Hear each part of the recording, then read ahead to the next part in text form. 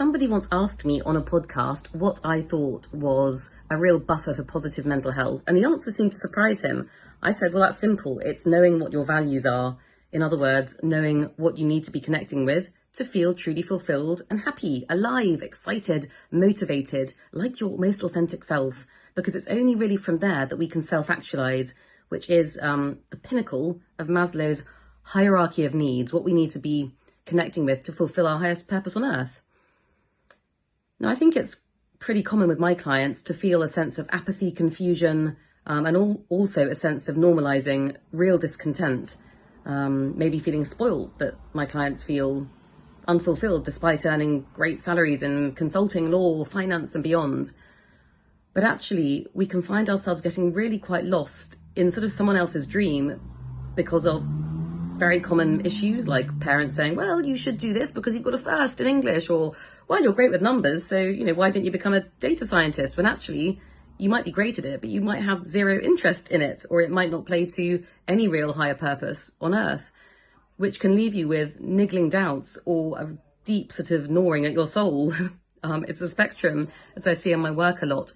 So the beauty of knowing your values, and we each have about 8 to 12 core values or drivers, is that when we're connected with those, we emit something fizzy, magnetic, sexy, joyful. You spot that person in the room because they're just emitting that magic something. They're where they're meant to be. Equally, when you're disconnected with your values, your drivers, your roadmap to happiness, if you like, you can feel the opposite: bored, apathetic, frustrated, overwhelmed, even depressed, even suicidal, I would say. Let's say you're in the wrong marriage because you're with someone who doesn't align with your values, and the wrong career. That could leave you feeling all sorts of disconnection from your true self. So a couple of reasons why I'm passionate about knowing your values are as follows. Firstly, when you know what you need to be happy, you have your roadmap to happiness. And from there, you have the clarity and confidence to make change easily. Why? Because you understand yourself. You know what you need to be happy, and you know what ain't going to cut the mustard, whether a person or a career. So it's much easier to leave. Okay. You know what your non-negotiables are, if you like. The beauty of that as well is you can identify why you've been feeling out of sorts. You realize, I'm not crazy actually, and this makes perfect sense. Let's say freedom is important, and you're in a very sort of technical role with a micromanaging boss. Of course you're going to feel out of kilter. Let's say you're in a high-powered law firm and you realize work-life balance really matters. You might be interested in the work, but if you're always home at 9 p.m, missing your children's bedtime, of course that's going to bother you. It might really eat away at something fundamentally important inside you. Okay, so knowing your values helps you identify what matters to you and makes you realize, I'm not crazy at all. This is very valid and important.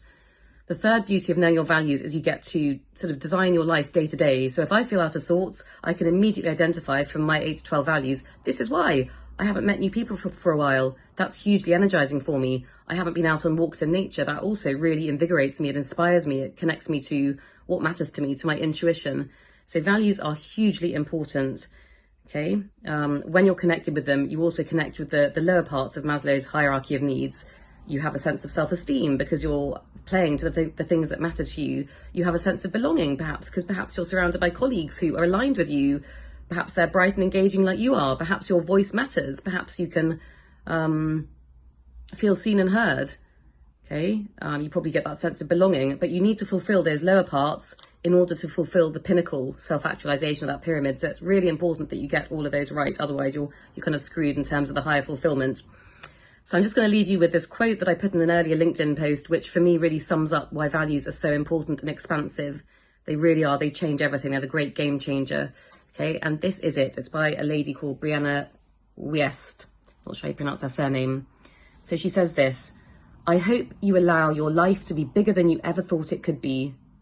I hope you don't get trapped by the small stories, the little ideas you had about what the future may be. I hope you don't define yourself by the limits of what you've known. I hope you do not cap your potential at what others have said is possible. Most of all, I hope you recognize the light when it hits you. I hope you let yourself do more than you ever thought you could. I hope you find the courage to change your life. I hope you do not end this story with a heart full of regrets. I hope you do not spend your years just waiting for your life to begin. I hope you realize that this is not the practice run. This is not the preview. This is it. There is nothing to do but leap.